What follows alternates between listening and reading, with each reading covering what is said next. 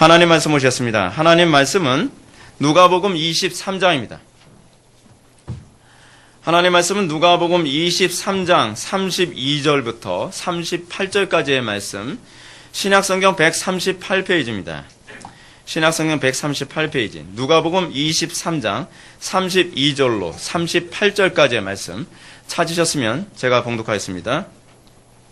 또 다른 두 행악자도 사형을 받게 되어 예수와 함께 끌려가니라. 해골이라는 곳에 이르러 거기서 예수를 십자가에 못 박고 두 행악자도 그렇게 하니 하나는 우편에 하나는 좌편에 있더라. 이에 예수께서 이르시되 아버지 저들을 사하여 주옵소서. 자기들이 하는 것을 알지 못함이니이다 하시더라. 그들이 그의 옷을 나눠 제비 뽑을세. 백성은 서서 구경하는데 관리들은 비웃어 이르되 저가 남을 구원하였으니 만일 하나님이 택하신 자 그리스도이면 자신도 구원할지어다 하고, 군인들도 희롱하면서 나와 신 포도주를 주며 이르되 내가 만일 유대인의 왕이면 내가 너를 구원하라 하더라.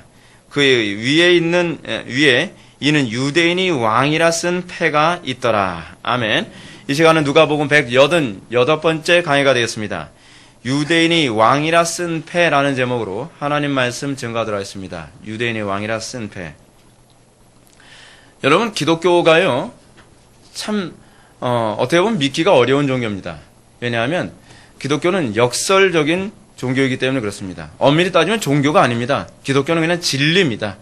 이게 뭐 표현하기가 어려우니까 종교라는 표현을 사용하지만, 종교라는 말에는 어떤 면에서는 인간이 만들어낸 어떤 그 개념이 밑바탕에 깔려 있거든요. 그래서 사실 기독교는 종교가 아니라 그냥 진리 그 자체입니다. 근데 우리는 이 십자가에 대해서 우리는 흔히 이렇게 표현하죠. 하나님의 역설이다, 파라독스다. 우리가 이런 표현을 우리는 많이 접합니다. 이 말은 십자가의 신비를 깨닫기 위해서는 이성의 납득이 필요한 것이 아니라 이성이 때로는 죽음이 필요하기도 하다라는 의미를 말하기도 합니다. 어떤 사람은 그래서 기독교를 이성의 자살행위라고 생각합니다. 이성을 포기해야 믿을 수 있다. 근데 결코 그렇진 않습니다. 이성을 포기하는 것이 아니라 이성의 한계를 인정해야 된다는 개념이에요. 우리는 간혹 가다가 내 이성이 절대적이고 이성이 항상 옳다라고 생각하니까 성경에 가르치는 것을 믿기 위해서는 이성의 자살이 필요하다는 표현을 자꾸 합니다. 근데 여러분, 기독교가 요구하는 것은 이성의 자살이 아니에요. 이성이 한계가 있고 또한 이성이 부족하다는 것을 인정해야 된다는 겁니다. 근데 그럴 때라야만 새로운 세계를 볼 수 있게 됩니다. 여러분들이 아는 것이 전부라고 생각하게 된다면 여러분 새로운 것을 여러분 배우려 합니까? 그게 바로 이성의 한계점이에요. 내 이성의 절대성을 부여하고 나면 그 사람은 더 이상 배우려 들지 않아요. 왜냐하면 내가 알고 있는 것이 다고 내가 알고 있는 것이 절대적이라고 생각하니까요. 여러분, 근데 기독교 진리는요, 이성의 자살을 요구하는 것이 아니라 우리 이성이 얼마나 한계가 있고 우리 이성이 얼마나 부족한지를 알아야 된다라는 것을 지적하고 있습니다. 여러분, 우리가 예수를 믿기 위해서는 우리가 소위 하나님의 역설을 깨달아야 되는데, 그것이 뭐냐면 우리가 복음을 이해하기 위해서는요, 우리의 이성보다는 성령의 조명하심이 더 필요하다는 것을 우리들에게 얘기해 주고 있습니다. 그리고 거기 보태서 한 가지 더 말씀드려야 된다고 한다면 순종이 필요합니다. 사도 바울은 믿음을 뭐로 표현하죠? 우리가 지난번에 기독교 강요 배우면서 뭐라 했습니까? 믿음과 뭐를 동일시 여기죠? 순종을 동일시 여깁니다. 순종하지 않는 것은 믿음이라고 얘기할 수 없다는 거예요. 그래서 기독교를 이해하기 위해서 교회 산에서 수많은 사람들은 이성을 사용하는 것보다는 소위 믿음을 먼저 사용했습니다. 그리고 순종을 먼저 사용했습니다. 많은 사람들이 이렇게 얘기합니다. 저는 예수를 믿고 싶어요. 믿고 싶은데 믿어지지 않아요. 그리고 이해되지 않아요. 어떻게 해야지 이해할 수 있죠? 그렇게 얘기한다면 우리는 이렇게 얘기합니다. 이건 사실 전통적인 얘기입니다. 그러면 먼저 믿으십시오. 그리고 순종하십시오. 그러면 이해되어집니다. 이게 말이 되는 소리입니까? 여러분, 우리는 항상 어떤 태도를 견지하죠? 이해하면 믿겠다고 얘기합니다. 이해하면 순종하겠다고 얘기합니다. 그러나 4세기 당대 최고의 지성이라고 얘기했던 어거스틴은 이렇게 얘기했습니다. 나는 이해하기 위해 먼저 믿는다. 이 표현은 무슨 표현인지 아십니까? 나는 이해하기 위해 먼저 순종한다라는 표현입니다. 라틴어로 이렇게 얘기하죠. 크레도 우트 인텔리감이라고 얘기합니다. 나는 이해하기 위해서 순종한다. 나는 이해하기 위해서 믿는다. 믿기 전에는 이해할 수 없는 것이 바로 복음입니다. 믿기 전에는, 우리가 순종하기 전에는 결코 이해할 수 없는 것이 바로 십자가가 가지고 있는 특징입니다. 순종이 십자가를 이해하는 척도입니다. 순종하지 않고서 십자가를 이해할 수 없습니다. 순종하지 않은 사람에게 십자가는 어리석은 것이요, 순종하지 않은 자에게 십자가는 납득할 수 없는, 그리고 우리에게 걸림돌이 되는 것으로 여겨질 수밖에 없습니다. 오늘날 기독교 안에서는 이런 어거스틴의 신앙적 태도를 견지하는 사람들을 찾아보기가 상당히 힘듭니다. 약삭빠르게 신앙생활하죠. 우리는 뭔가 계산을 해서 내 계산에 맞아떨어지면 순종한다고 얘기합니다. 교회 안에서도 여러분 그런 사람들이 얼마나 많은지 모릅니다. 교회 안에서 정말 많은 것을 준비합니다. 그러면 여러분 여기에 같이 따라갑시다. 이것을 우리가 합시다. 그러면 벌써 일단 주판을 튕겨보고, 요즘엔 주판이 아니죠, 계산기를 튕겨보죠. 그래서 내 계산에 맞아떨어지면 하겠다는 겁니다. 내 시간이 맞으면 하고, 내 여건이 맞으면 하고, 내 건강이 맞으면 하고, 내 경제적인 요건이 충족이 되면 하겠다는 것입니다. 근데 신앙은 그렇게 하지 않습니다. 신앙생활이라는 것은 하나님의 뜻이 무엇인지 먼저 분별을 하고 하나님의 뜻에 부합한다라고 한다면 일단은 믿고 순종하면서, 그러면서 하나님께서 이런 이유 때문에 나에게 이런 순종을 요구하셨구나, 하나님께서 이런 이유 때문에 나에게 이런 환경과 여건을 허락하셨구나라고 믿으며 그의 이름을 찬송하게 되는 것이 기독교 신앙의 특징입니다. 오늘날 상당수의 기독교인들이 납득하지 않으면 믿지 못하겠다라고 하는 이유가 과연 어디 있을까요? 왜 이런 현상이 나타나는 것일까요? 이런 현상은 아마도 오늘날 기독교인들이 상당수가 절박함 가운데 만난 예수님이 아니라 세상에 주는 안락함과 현실적 배부름 가운데에 취미처럼 기독교를 선택한 거예요. 여러분, 취미처럼 기독교를 선택한 사람이 뭐 기독교를 위해서 몸을 던지겠습니까? 하나님의 말씀을 위해서 자기를 희생하고 일단 복종해보고 말겠다라고 생각하겠습니까? 어떤 사람이 여러분 복음에 반응했는지 아십니까? 전통적으로 교회 안에서 보게 되면 항상 복음의 신비를 알게 된 사람, 십자가의 비밀을 알게 된 사람은 그냥 이 모든 것에 허무감을 느끼고 절망감을 느끼는 가운데, 사실은 저 풀뿌리 같은 십자가가 나의 인생을 지탱해 줄 것 같이 보이지 않지만 그거라도 붙잡지 않으면 이제는 내가 죽을 것 같아서 마치 풀뿌리 같아 보이고, 그리고 별것도 아닌 것처럼 보여지는 그 십자가의 모든 것을 걸고 그 십자가를 붙잡았을 때 그 십자가가 풀뿌리가 아니라 반석이라는 것을 발견하면서 믿음이 들어간 것입니다. 교회 산에서 얼마나 많은 사람들이 믿음을 발견해야 되는가? 그것은 다 그런 절망 가운데서, 인생의 그 어떤 것도 나에게 소망이 되지 않는다고 하는 그 철저한 절망감 가운데에, 그 가운데에 아무것도 아닌 것 같은 그 십자가에서 그 비밀을 비로소 발견해야 됐을 때, 그들은 비로소 십자가가 나의 전부요, 예수 그리스도야말로 내 인생의 전부다라고 고백할 수 있었던 것입니다.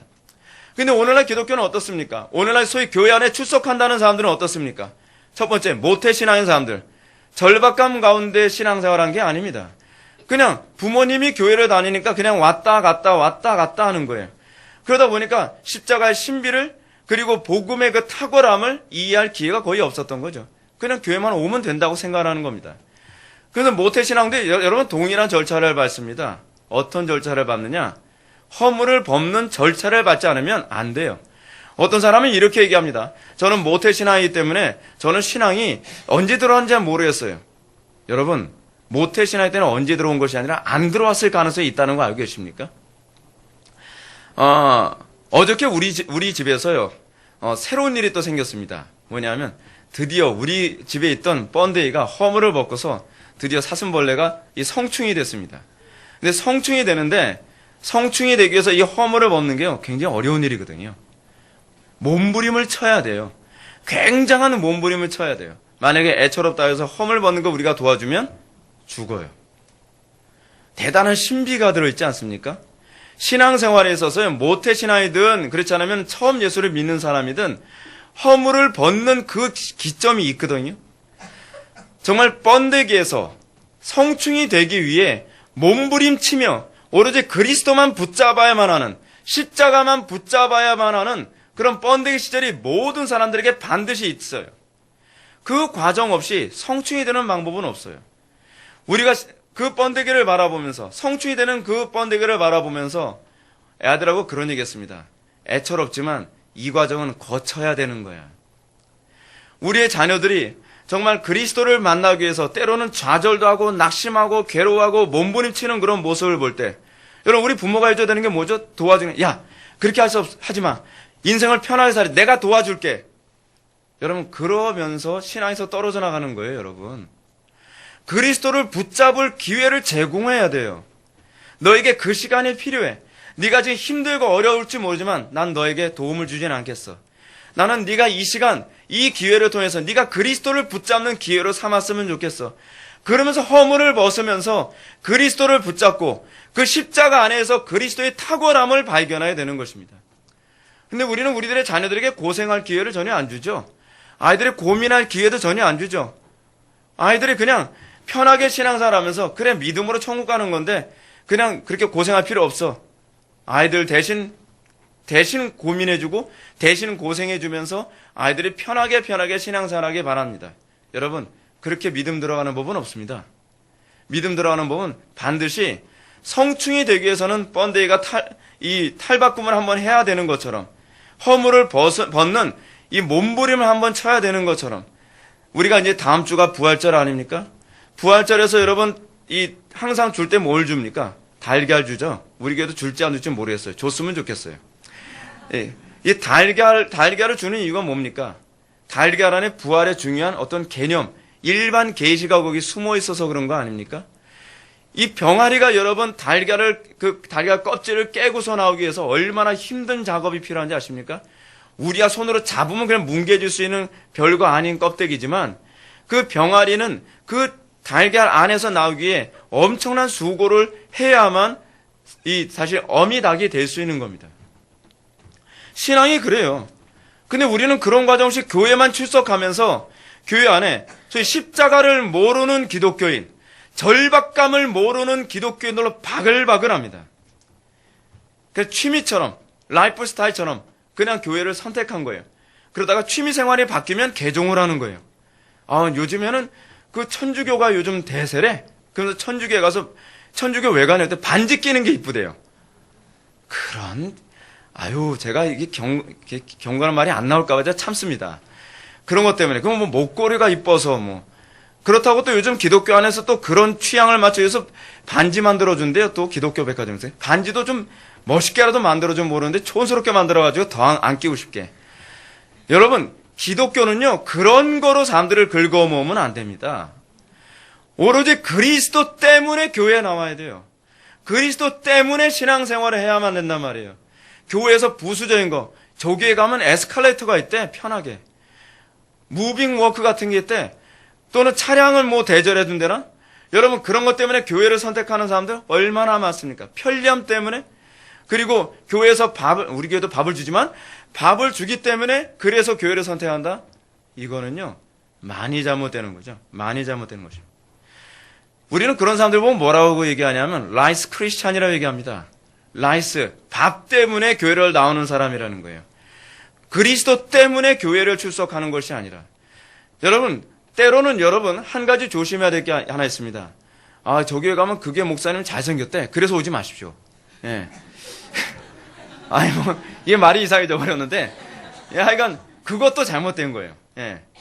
오로지 그리스도 때문에 교회를 선택하는 것이 되어야만 합니다.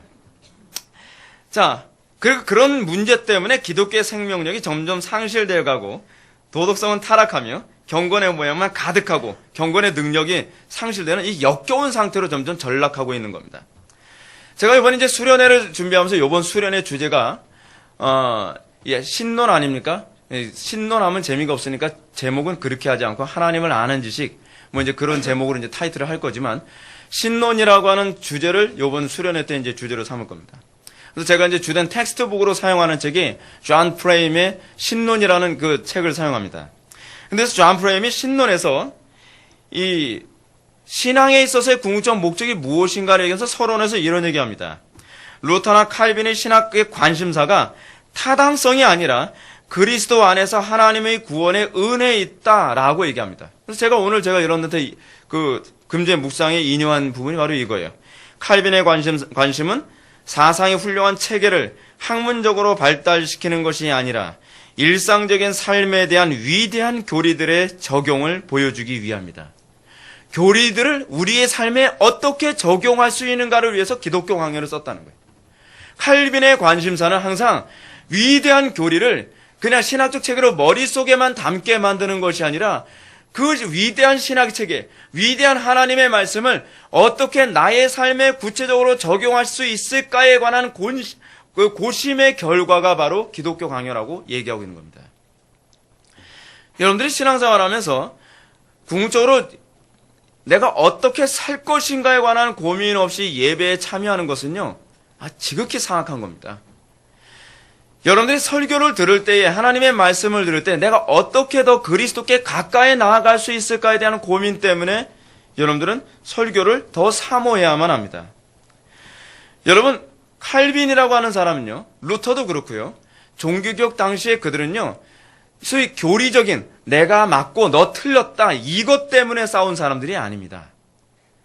칼빈이나 루터 같은 사람들의 종교개혁이라고 하는 이 급박한 상황에서 여기에 관심을 가졌던 것은 그들은 어떻게 성도들의 삶을 하나님의 말씀으로 풍요롭게 하며 그들로 하여금 어떻게 그리스도를 만나게 할 것인가에 관한 고민 때문에 그들은 목숨을 걸고 싸웠던 겁니다.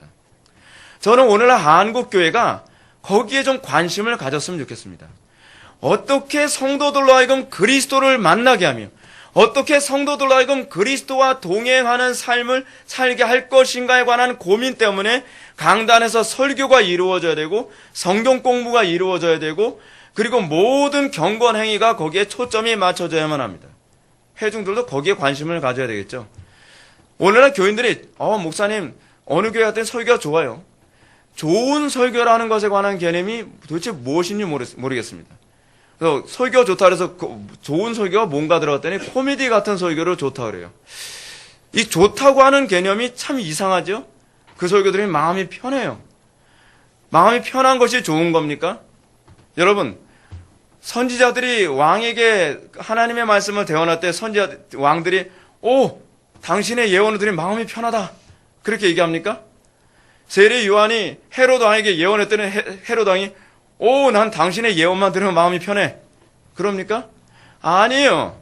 마음이 불편했어요. 왜 불편한지 아십니까? 하나님의 영광을 계시하기 때문에 그래요. 하나님의 영광을 계시하니까 뭐가 드러나요? 나의 악함이 드러나는 거예요. 마음이 편한 것이 좋은 거라고 생각하지 마십시오. 마음 편하기 위해서 교회 오지 마십시오. 교회 오는 이유는 무엇이냐면 그리스도를 더욱더 가까이 알고 싶고 더욱더 그리스도를 가까이 접하기 위해서야만 합니다. 그것이 교회가 존재하는 또 다른 중요한 목적이 돼요. 그렇습니다. 칼빈이나 루터가 그 당시에 설교한 것은 절박한 현실 가운데 실제적으로 하나님의 은혜 가운데 들어가는 문제에 관한 직접적인 관심을 가지고 그들은 신학을 했습니다. 여러분, 그래서 루터나 칼빈의 여러분 글을 보면요, 굉장히 다이나믹해요. 그리고 루터나 칼빈의 글을 보면 굉장히 현실적이에요. 피상적이잖아요.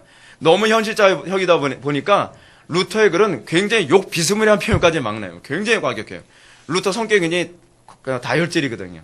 근데 칼빈의 기독교 강요를 읽으면서도 뭐라냐면 저 멍멍이 같은 것들이라고 막 이런 표현을 막 사용해요. 칼빈이요. 왜냐하면 그냥 학문적으로 글을 쓴 것이 아니라 그 안에 어떻게 하나님의 진리를 성도들의 삶 가운데 적용할 것인가에 관한 이 열정으로 그들의 글과 설교가 이루어졌기 때문에 그렇습니다.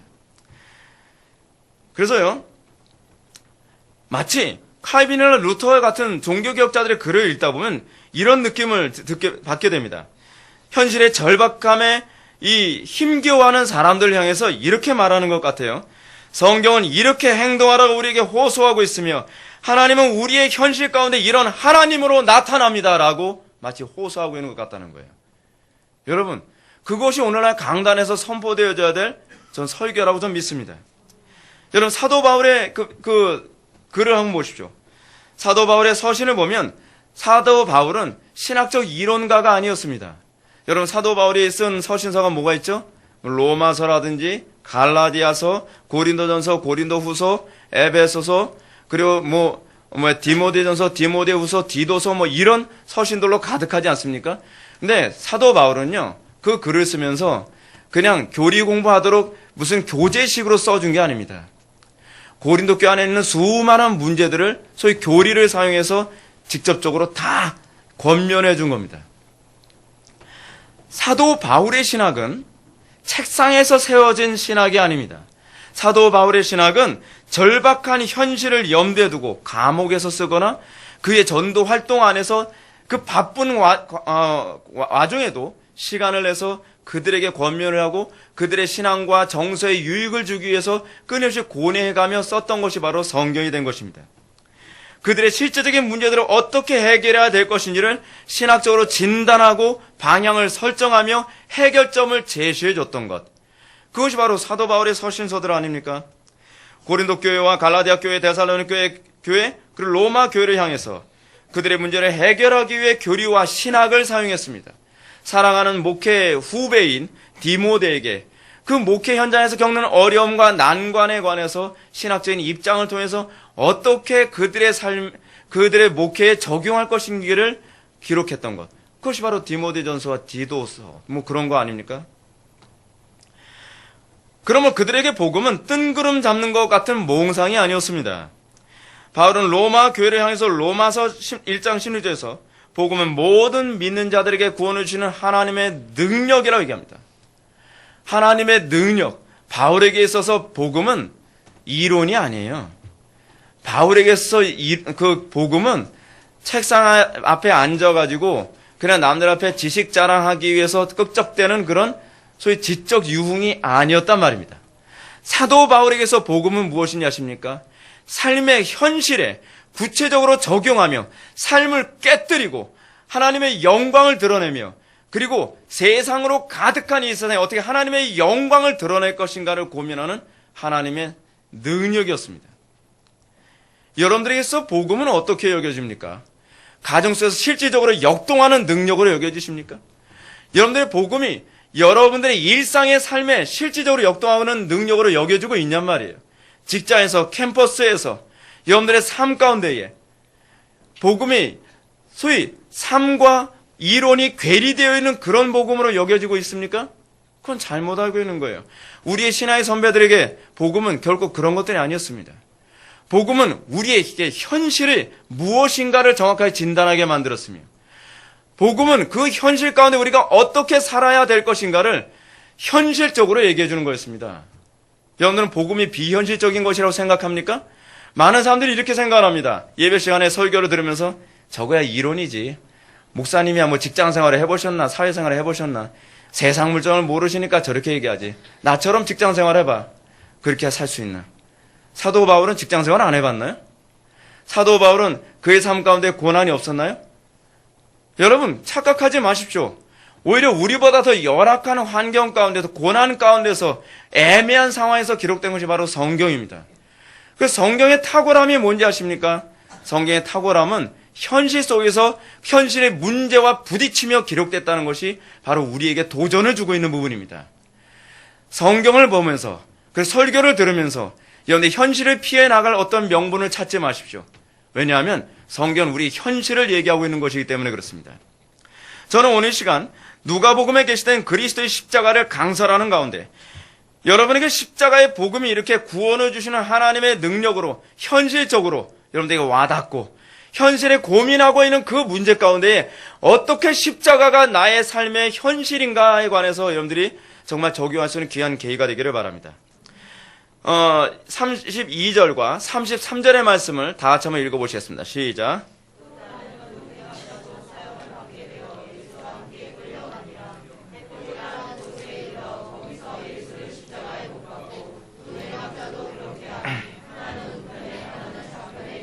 아멘.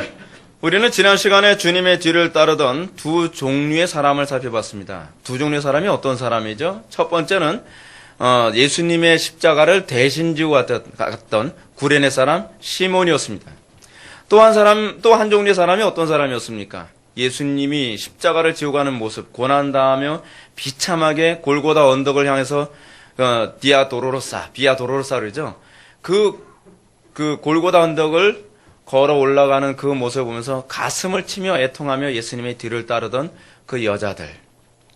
근데 오늘 본문에서는 또 다르게 예수님과 같이 따라가는 두 종류의 사람을 우리는 발견하게 됩니다. 첫 번째 사람은 어떤 사람일까요? 물론 이 첫 번째 사람과 두 번째 사람을 지금 여기서 나누기는 좀 그렇습니다. 여기서 두 사람은 어떤 사람이냐 하면 같이 십자가의 처형을 받기 위해서 예수님과 함께 십자가를 지고 가는 사람들입니다. 저는 오늘 이 두 사람에 대해서는 자세하게 얘기하지 않겠습니다. 왜냐하면 오늘 두 사람에 대해서 자세하게 얘기하면 다음 주에 할 얘기가 없기 때문에 다음 주 본문이 이 두 사람에 관한 부분, 십자가상에서 이 사람들이 어떤 행동을 했느냐에 관한 부분을 다루게 될 것이거든요. 그래서 오늘은 예수님과 같이 십자가를 지고 가는 이 두 사람에 관해서는 오늘 본문에 나온 부분에 대해서 한정적으로만 여러분들에게 말씀드리고자 합니다.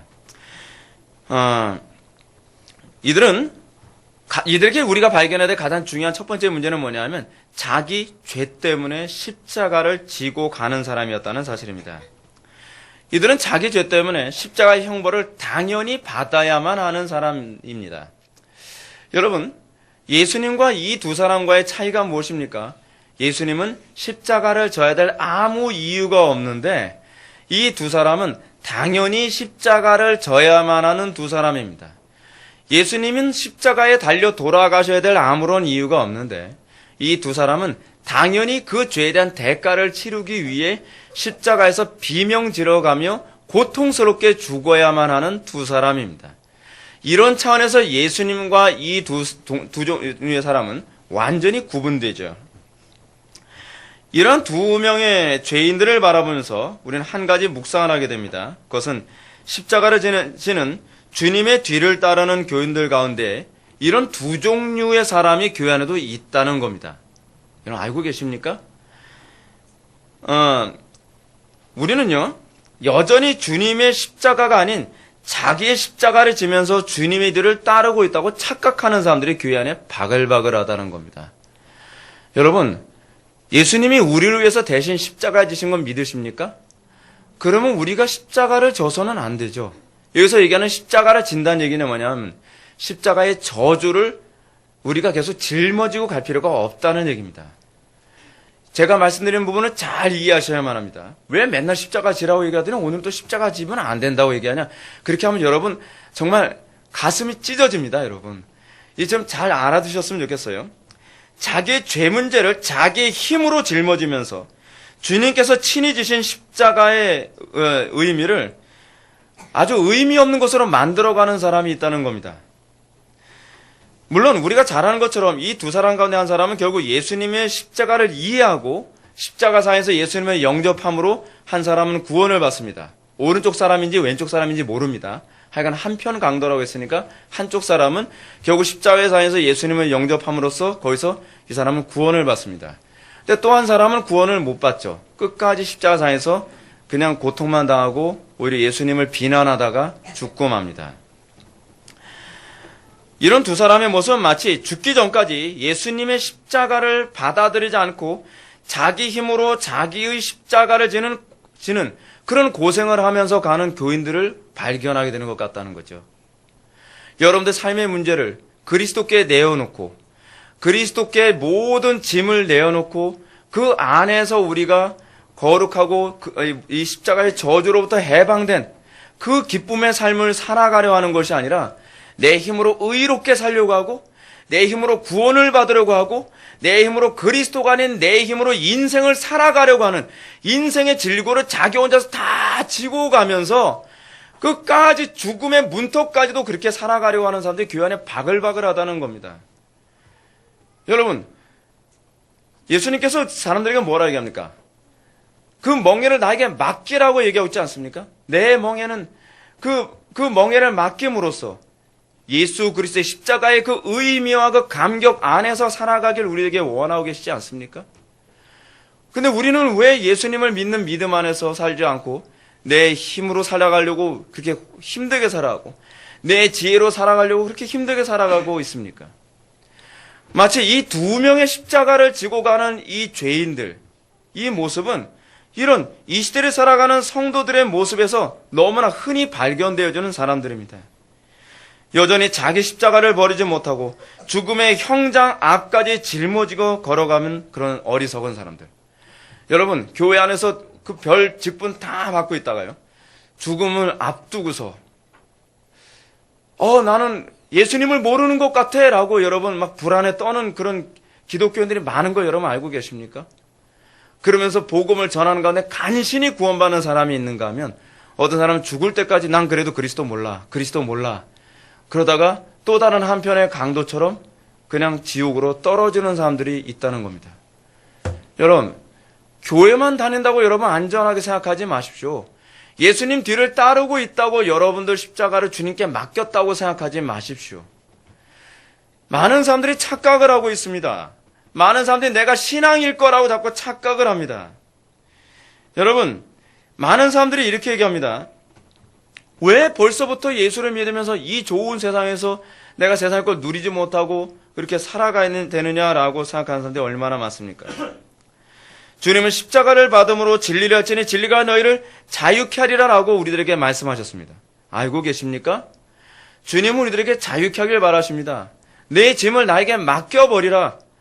성경에서 우리들에게 틀림없이 말씀하고 계시지 않습니까? 근데 우리가 그 짐을, 십자가의 저주를 내가 짊어지고 인생을 살아가려고 하고 있어요. 그러면서 맨날 나는 왜 예수 믿으면서도 이렇게 인생이 고달프죠? 라고 얘기하는 거예요.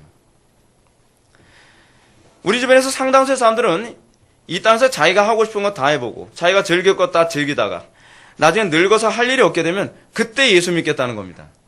전 이런 사람들 보면 잠언의 그 시편의 한 구절이 생각납니다. 하나님께서 웃으심이요. 여러분, 인생이 여러분들 마음대로 된다고 아직 착각을 하고 계십니까? 예수 믿는 게 여러분들 마음대로 쉽게 된다고 생각하십니까? 착각하지 마십시오. 이건 굉장히 어리석은 사람입니다. 왜 어리석은 사람이라고 얘기하느냐? 제가 두 가지 이유를 말씀드리겠습니다. 첫 번째 뭐냐면 예수를 믿는 것은요, 다 때가 있습니다. 천하의 범사가 기한이 있고 목적 이루는 때가 있다고 얘기하지 않습니까? 전도서의 말씀. 여러분, 예수 믿는 건요, 다 때가 있습니다. 복음은 내가 믿고 싶을 때 믿는 게 아니에요, 여러분. 착각하지 마십시오. 복음은 우리에게 강요되고 선포되며 나의 마음에 감동이 올 때, 그때 성령을 소멸하지 않고 회개하고 받아들일 때 그때 우리에게 구원이 임하는 겁니다. 하나님께서 나에게 구원의 은총을 보시다. 지금은 아직 아니야. 때가 아니야. 때를 내가 정합니까? 나는 아직 해야 될 일도 많고 아직 내가 이렇게 더 많이 성공해야 되는데 여러분, 지금은 은혜 받을 만한 때요. 구원해라는 거 알고 계십니까? 성경은 때라는 단어를 굉장히 중요시 여깁니다. 때라는 단어는 하나님의 주권과 관련된 용어거든요. 여러분들이 하나님의 때를 여러분 놓쳐버리면 그때는 믿으려 해도 믿을 수가 없다는 것 알고 계십니까? 미련한 다섯차례와 슬기로운 다섯차례에 관한 얘기가 그 얘기 아닙니까? 때를 준비하지 않으면 정작 믿으려 할 때는 믿어지지가 않는다는 거예요. 은혜를 받으려고 애를 쓴다고 해서 은혜가 받아지는 게 아닙니다.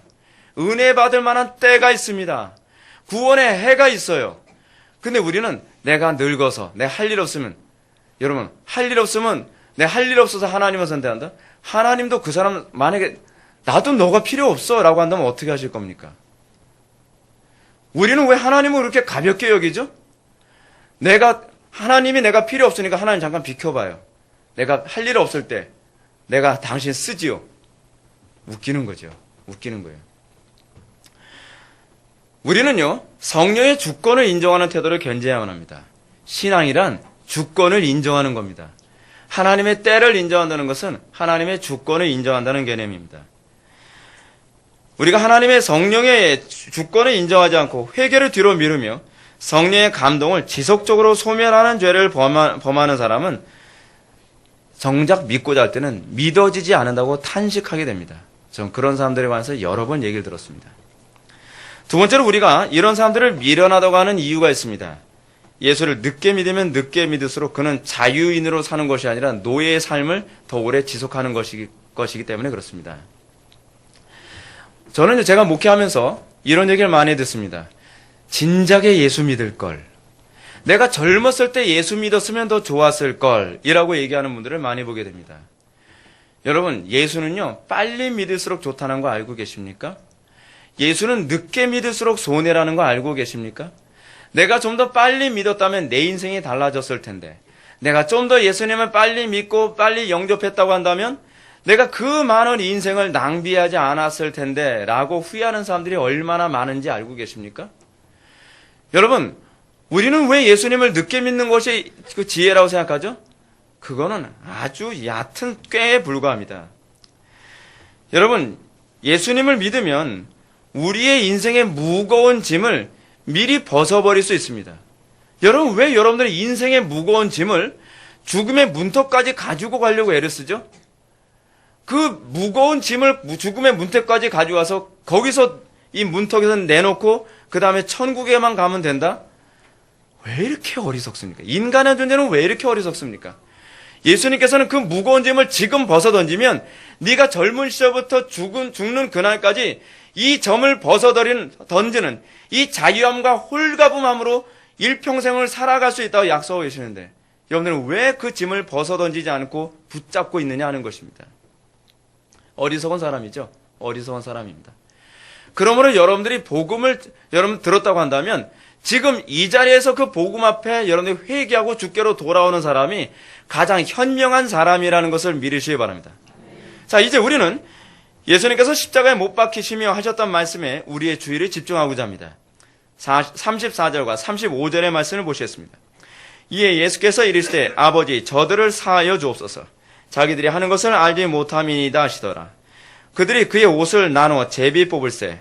백성은 서서 구경하는데 관리들은 비웃어 이르되 저가 남을 구원하였으니 만일 하나님이 택하신 자 그리스도이면 자신도 구원할지어다 하고. 아멘. 두 명의 죄수와 십자가에 못 박히신 예수님은 십자가에 달려 예수님 첫 번째 말씀을 하십니다. 첫 번째 말씀, 여러분 가상 7언이라는 말 들어보셨습니까? 가상, 십자가 상에서 7언, 7마디를 하셨다는 겁니다. 이 가상 7언은 이 대부분 뭐죠? 교회들마다 이 사순절 때 이제 이 설교를 주로 많이 하는데 이 가상 7언 중에서 첫 번째 그 말씀이 바로 오늘 이 말씀입니다. 주님은 자기의 죽음이 주님은 아버지 저들의 죄를 사하여 주옵소서. 자기들이 하는 것을 알지 못함이니이다 라고 첫 번째로 십자가에서 말씀하셨습니다. 여러분 이 첫 번째 말씀이 무엇인지 자세히 보십시오. 주님은 자기의 죽음이 어떤 죽음인지 자신의 순환이 어떤 의미의 순환인지를 정확하게 이해하고 계심을 알 수 있습니다. 죄의 용서를 위한 순환이요 죄의 용서를 위한 죽음입니다.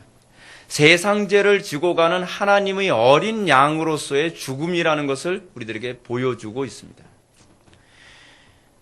그러므로 예수님께서는 그 끔찍한 고통 가운데서 타는 듯한 목마름과 그 끔찍한 고통 가운데서 그리고 손과 발이 찢어져 가는 그 고통 가운데서 예수님이 첫 번째 하셨던 외마디의 말씀은 저들의 죄악을 사하여 주옵소서라고 말씀하신 것입니다. 예수님이 십자가에 못 박히신 것은 사실 이 목적을 이루시기 위해서 십자가에 못 박혀 돌아가신 것입니다. 우리의 죄를 사하시기 위한 하나님의 어린 양으로서 예수님은 십자가에 못 박혀 돌아가신 것입니다. 예수님은 죄인들을 위한 속죄의 기도를 하고 계신 것입니다. 여러분 이 속죄의 기도는요 대제사장적 기도입니다. 마치 대제사장이 어린 양을 잡아서 속죄의 양으로 바치면서 대제사장이 하는 게 무엇입니까? 하나님, 저 이스라엘 백성들의 죄를 이 양의 피로 사하여 주옵소서라고 대제사장이 기도하거든요. 그 대제사장의 기도를 예수님이 하고 계시는 것입니다. 예수님은 지금 자신의 궁극적인 이 땅에 오신 강생하신 목적을 여기서 성취하고 계시는 것입니다. 이 기도문은 누가만이 언급합니다. 마태나 마가복음에는 이 기록이 없습니다. 누가복음에만 이 기록이 언급됩니다. 그러므로 여기서 저희로 지칭하는 용서의 대상인 누구를 말하는 것인가? 누구를 말하는 것일까요? 첫 번째는 그를 십자가에 못 박은 로마인들, 그리고 사내들인 대표들, 그리고 그 음모에 가담했던 사람들, 이 사람들을 다 포함해서 그들의 죄를 용서하여 주옵소서라고 말씀하시고 계신 것입니다. 그러나 좀 더 폭넓은 의미에서 봐야 되는데 그것이 뭐냐면 이 세상의 모든 죄인들을 위한 속죄의 기도라고 봐야만 합니다. 이게 더 넓은 의미로서의 개념이죠. 그래서 이것이 바로 대제사장적 기도라고 얘기하는 것입니다. 예수님은 단순히 유대인들만을 향한 제사가 아닌 인류의 모든 죄인들의 속죄의 제사를 위해서 당신 자신을 십자가에 못 박도록 허용하신 것입니다. 그런데 이러한 대제사장적 기도를 하시면서 주님이 하신 말씀이 놀랍습니다. 주님은 죄인들을 긍휼히 여기는 마음으로 자기들이 하는 것을 알지 못함이니이다 라고 말씀하신다는 사실입니다. 자기들이 하는 일을 알지 못함이니이다. 이 말씀에서 우리는 예수님의 자비와 긍휼히 여기심을 발견해야 됩니다.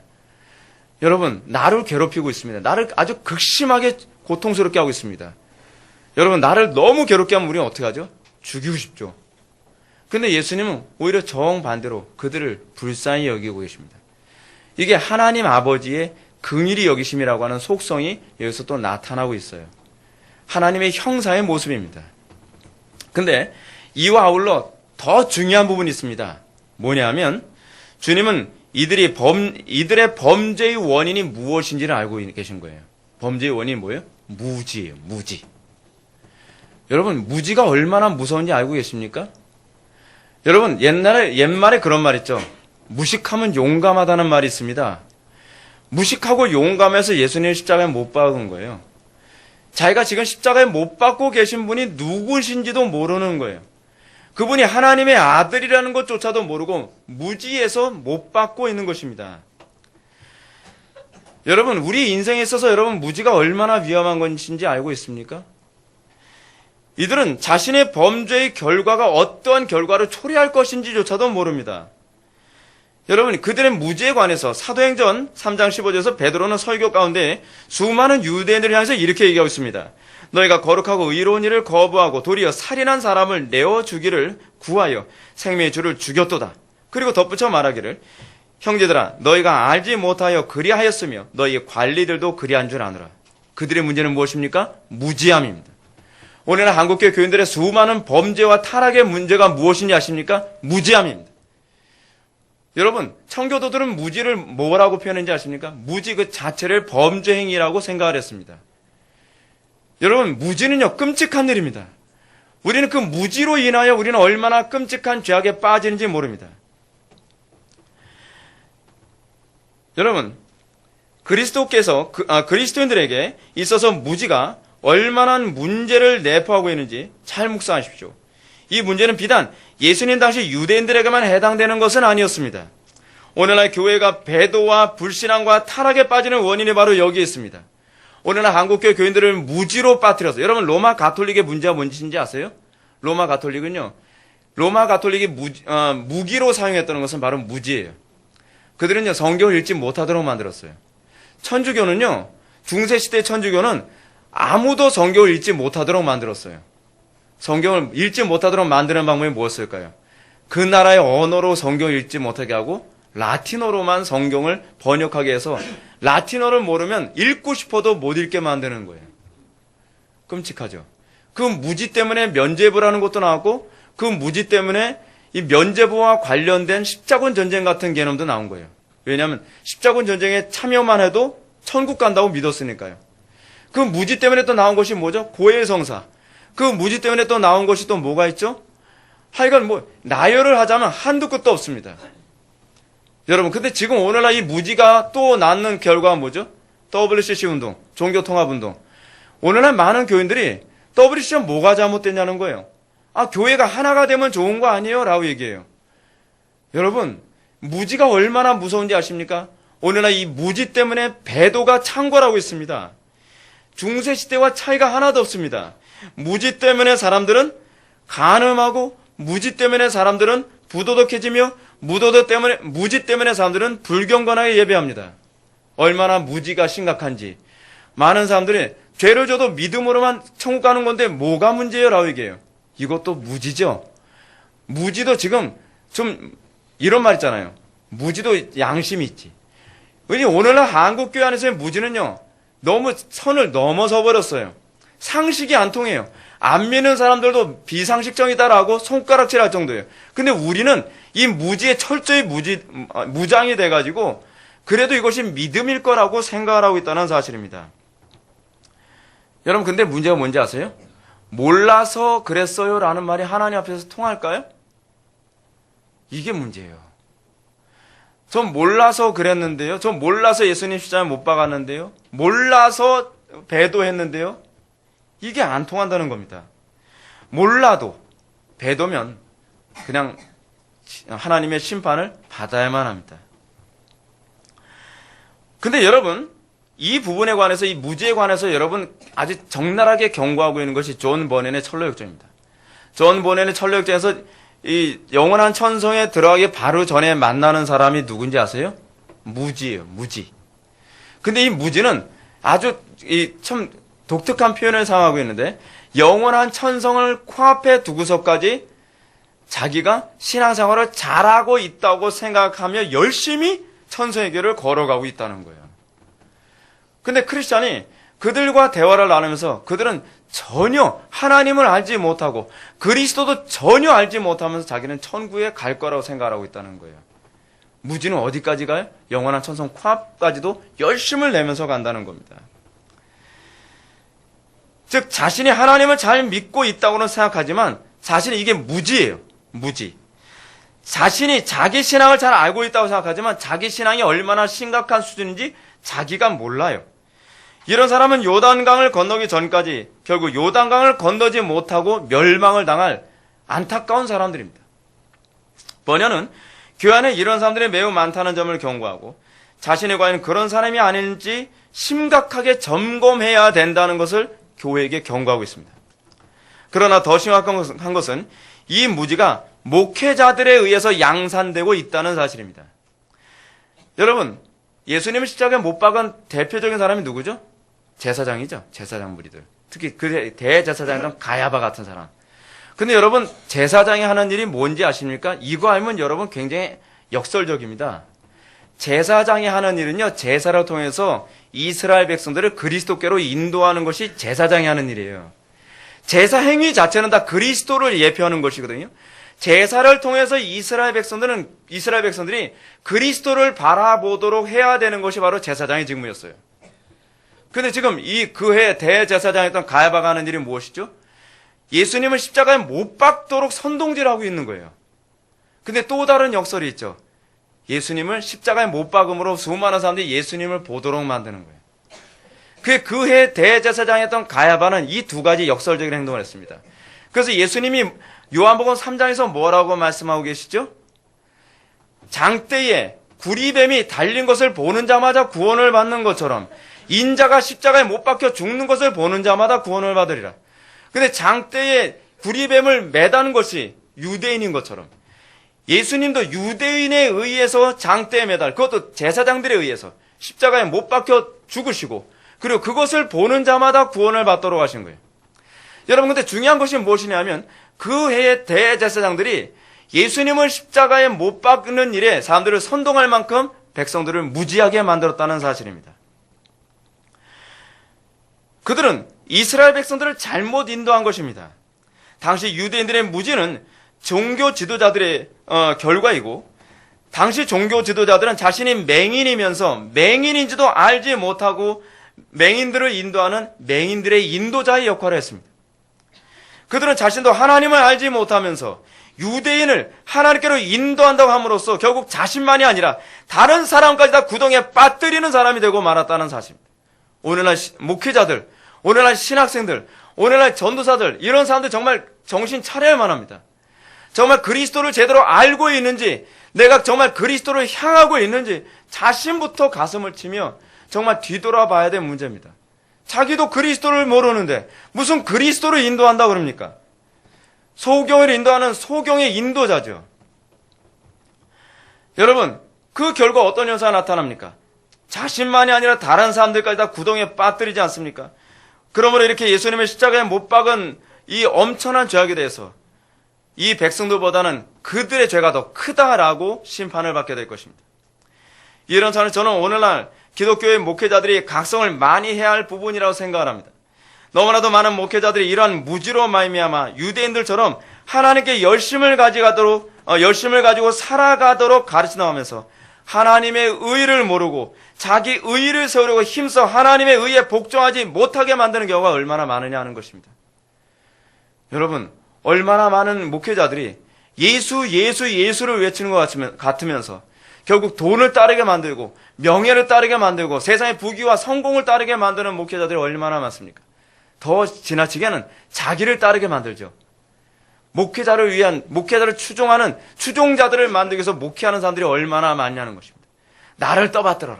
나에게 더 좋은 차를 사줘라. 나에게 더욱더 좋은 집을 해줘라. 이건 심각한 문제가 있죠. 목회자의 궁적 목적은요, 목회자를 바라보게 하는 게 아닙니다. 목회자가 궁적으로 목표하는 바는 목회자를 통해 그리스도를 바라보게 하는 것입니다.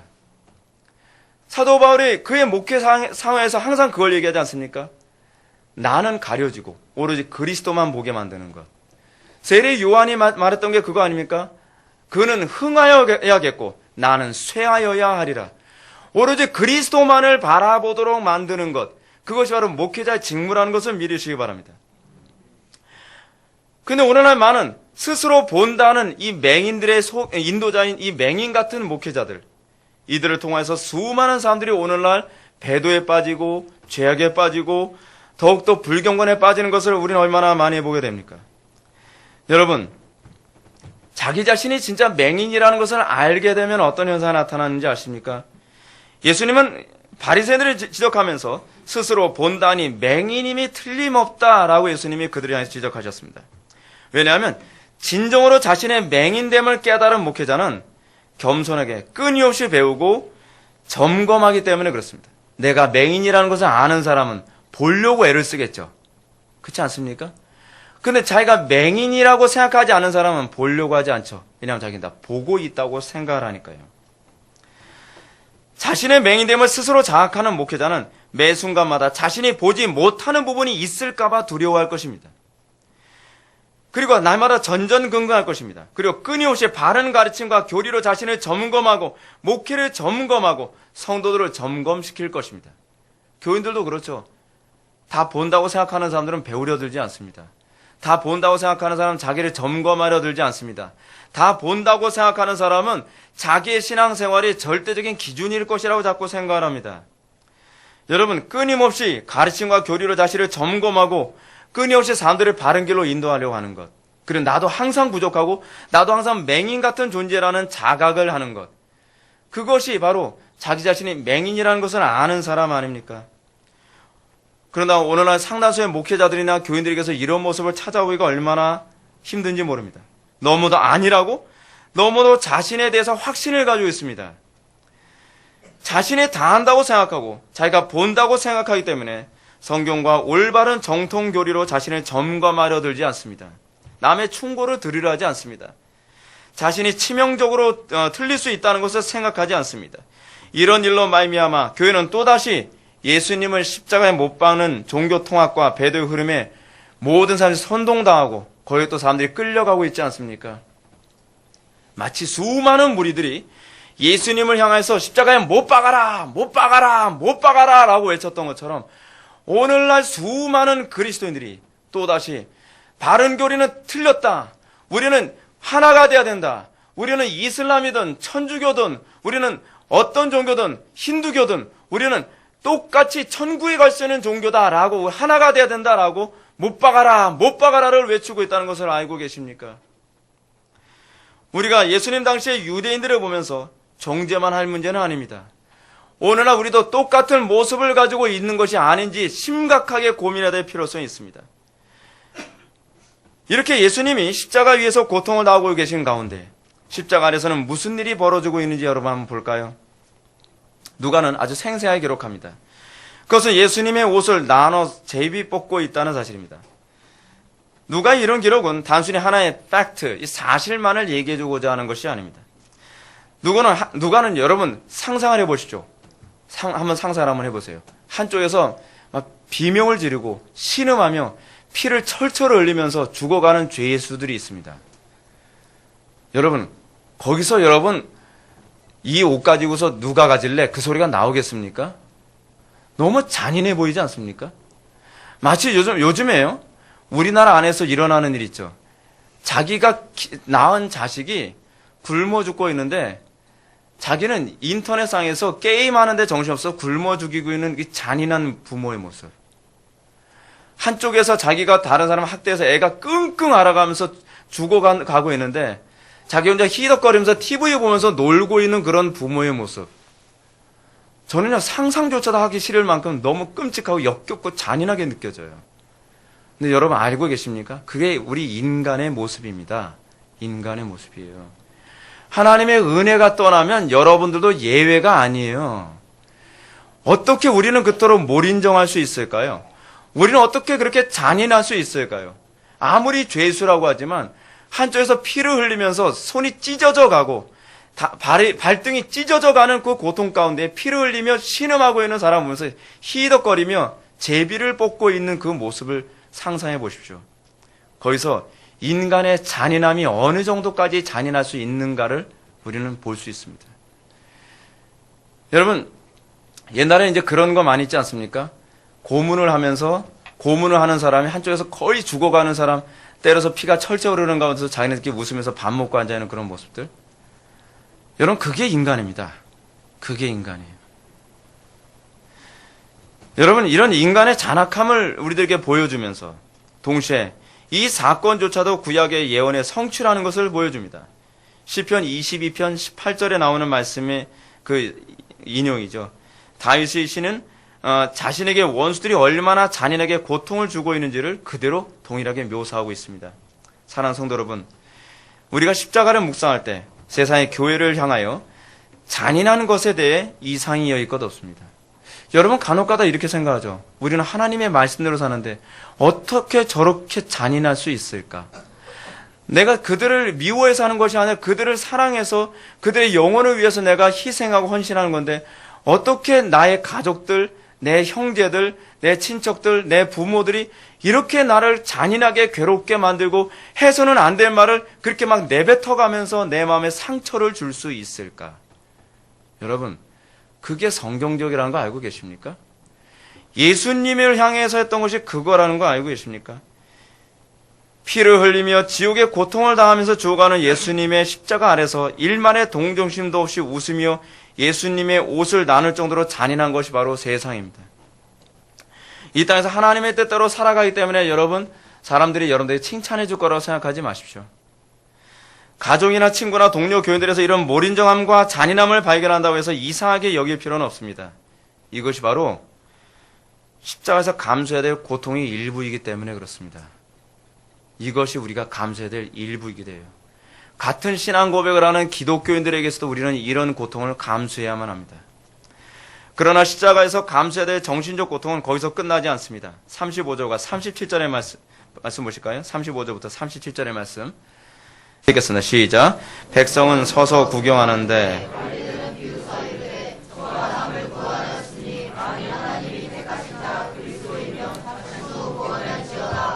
군인들도 희롱하면서 나와 신포도주를 주며 이르되 내가 만일 유대인의 왕이면 내가 너를 구원하라 하더라. 아멘. 예수님이 십자가에서 여러분 고통을 감수한 이유가 뭡니까? 예수님 자신을 위해서입니까? 아니면 그 죄인들을 위해서입니까? 그 죄인들을 위해서죠. 그 자기는 못 받고 있는 로마인들을 위해서. 그리고 자신을 이 모함했던 저 유대인들을 위해서. 예수님은 그들을 위해서 십자가에 못 박혀 죽어가고 계시는 거예요. 여러분 간혹가다 화가 나지 않습니까? 내가 왜 너에게 이렇게 하는 건데 다 너 잘되라고 그러는 거야. 내가 왜 너를 위해서 기도하는데 내가 왜 너에게 예수 믿으라고 얘기하는데 다 너의 영혼을 위해서 그런 거야. 근데 어떡하죠? 옛날에 우린 보게 되면 막 전도한다고 막 물로 끼얹고 막 욕을 하고 막 그러지 않습니까? 이건 너무한 거 아닌가? 내가 그들을 위해 내 욕심 때문에 그런 것이 아니라 그들을 위해서 그런 건데 우리 가족들에게 복음을 전할 때 가족들이 왕따시키고 미워하고 원수 대하듯 하고 너무한 거 아닌가? 근데 그게 바로 십자가에서 감수해야 될 부분이라니까요. 예수님께서 그걸 그대로 감수하셨어요. 여러분들이 예수님이라고 생각해보세요. 저렇게 저주하고 모욕을 주면 아유 안 되겠다. 나 아프기도 하고 정말 열받아서 안 되겠다. 혓! 하면서 못이 다 뽑히면서 아물어가지고 그냥 싹 다 죽여버린. 여러분 그러고 싶지 않겠습니까? 내가 능력이 없어 그런 줄 알아? 자식들이 말이야 까불고 있어. 여러분, 근데 우리가 그러고 싶은 마음이 막 굴뚝 같을 때 얼마나 많습니까? 야, 내가 힘이 없어서 내가 너한테 이런 소리 듣는 줄 아니? 아유, 내가 옛날 같으면 돌려차기까지 안 간다, 진짜. 우리 그 소리 나오겠죠. 근데 여러분, 그게 바로 우리가 죽어야 될 부분이에요. 우리가 십자가상에서 죽어야 될 부분이 바로 그겁니다. 예수님이 힘이 없어서 십자가에 못 박혀 돌아가신 분이 아니에요. 능력이 없어서 멸시와 천대를 다 받고 계신 것이 아니에요. 예수님이 말주변이 없어서 입을 다물고 계신 분이 아니십니다. 그들을 위해서입니다. 여러분 보십시오. 관원들이 뭐라고 예수님을 향하여 비웃었나 볼까요? 저가 남을 구원하였으니 만일 하나님이 택하신 자 그리스도이면 자신도 구원할지어다. 꼭 예수님의 광야에서 그 유혹을 받았을 때 마귀가 했던 소리 똑같이 하죠. 예수님이 이미 그 시험을 거치시고 또다시 이 시험을 또다시 당하고 있는 겁니다. 그리고 여러분 또 다른 종류의 사람은 뭘까요? 로마 군인들입니다. 그들은 예수님께 신포도를 주면서 말하기를 내가 만일 유대인의 왕이면 내가 너를 구원하라 라고 조롱했던 것입니다. 이 부분조차도 여러분 예수님이 광야에서 시험받았던 그 부분의 또 반복이죠. 예수님은요 끊임없이 이 시험의 반복이었습니다. 이 시험의 반복. 여러분 여기서 주님의 뒤를 따르게 될 때 어떤 멸시와 천대와 조롱이 뒤따라야 될 것인지를 가늠하게 됩니다. 만일 사도 바울이 지적한 것처럼 그리스도의 남은 고난은 내 몸된 교회를 위하여 내 육체에 채우노라라는 말씀을 믿는다고 한다면 우리는 십자가를 지며 예수님의 길을 따르는 자들에게 이런 유형의 고난이 당연히 따를 것이라는 것을 여러분들 인식하셔야만 합니다. 이것을 이상한 일로 여기지 말아야만 합니다. 이것은 당연한 것입니다. 십자가의 길을 걷는 사람들, 여러분 같은 혈육이라고 하는 유대인이 예수님을 모독을 하고 있습니다. 이방인들이 예수님을 모독하고 있습니다. 여러분 우리가 하나님의 말씀대로 살고 우리가 하나님의 진리대로 살아간다 해서 모든 그리스도인이 다 박수 쳐줄 거라고 생각합니까? 모든 기독교인이 다 박수 쳐줄 거라고 생각합니까? 여러분 제가 이렇게 목회한다고 해서 예수 믿는 사람들 기독교인이 다 저를 박수 쳐줄 거라고 생각합니까? 그렇지 않습니다. 그렇지 않습니다. 어떤 사람은 저한테 전화를 해놓고서 대놓고 막 욕을 하는 사람도 있습니다. 왜 그렇게 설교하냐고요. 여러분 이게 정상적인 길입니다. 같은 기독교인이라고 우리를 박수 쳐주는 게 아니에요. 어느 시대든지 여러분 기독교를 정통교회를 항상 박해했던 것은요. 같은 예수를 믿는다고 하는 기독교인들입니다. 그리고 이방인들의 공격이 여러분 이상한 것이라고 생각할 필요가 없습니다. 예수님도 십자가상에서 동일한 고통을 당하셨습니다. 자 그러면 그래서 한 가지 우리는 질문을 던지고 싶어집니다. 왜 우리 주님은 이러한 멸시와 천대와 모욕을 참으셔야만 했는가 하는 것입니다. 이것이 바로 여러분들이 이것을 왜 참아야만 하지요? 라는 질문에 대한 대답입니다. 38절 말씀을 다 같이 읽겠습니다. 시작. 그 위에 이는 유대인의 왕이라 쓴 패가 있더라. 아멘. 누가는 절묘하게 이런 멸시와 천대와 조롱을 받고 있는 이 상황가에서 한 가지를 절명한 구조를 여기다 갖다 놓습니다. 그 위에 이는 유대인이 왕이라 쓴 패가 있더라. 그렇습니다. 우리가 이 땅에서 왕이요, 제사장이요, 선지자로 살아가는 것, 우리가 성부 하나님께서 부여해 주신, 예수님께 부여해 주신 그 왕으로서의 그 권세를 누리며 살아가는 것은 바로 이 멸시와 천대를 참아가며 십자가의 삶을 살아가는 자들에게만 주어지는 은혜라는 것을 기억해야 된다는 사실입니다. 우리가 왕의 권세를 누리며 이 땅에서 그리스도인의 능력으로 살아가는 것, 그것은 십자가를 지지 않고서는 불가능합니다. 우리 십자가야말로 사도 바울이 얘기했던 것처럼 하나님의 능력입니다. 십자가 없이 그리스도인다운 능력이 나타나지 않습니다. 오늘날 기독교가 왜 왕으로서의 권세가 나타나지 않는 것이죠? 오늘날 이 시대 기독교는 왜 초대교회와 같은 그런 능력 있는 기독교의 모습을 못 보게 되는 것이죠? 오늘날 이 시대 기독교는 왜 종교개혁 당시와 같은 탁월한 능력이 있는 교회의 모습이 안 나타나는 것이죠? 오늘날 이 시대의 기독교는 왜 17세기 청교도 때나 18세기 그 영적 대각성 운동 때와 같은 그 능력 있는 교회의 모습이 안 나타나는 것이죠? 오늘날 이 시대의 기독교는 왜 20세기 초반의 이 한국 초대교회 기독교와 같은 그런 능력이 안 나타나는 것이죠? 이유는 간단합니다. 십자가를 거부했기 때문에 그렇습니다. 십자가야말로 그리스도의 능력입니다. 십자가야말로 성도에게 왕 같은 삶을 살게 만드는 유일한 원천입니다. 지금 누가는 아주 절묘하게 얘기하고 있습니다. 오늘날 이 시대의 기독교가 왜 왕 같은 능력을 발휘하지 못하는가? 그 이유가 어디에 있는가? 오늘날 이 시대의 기독교가 유대인에게는 거리끼는 것이요 이방인에게는 미련하게 보이는 이 십자가를 멀리하고 있기 때문입니다.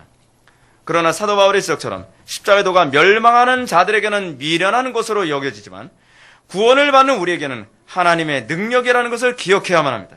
이것이 바로 십자가가 가지고 있는 역설인 것입니다. 다시 기도하시겠습니다.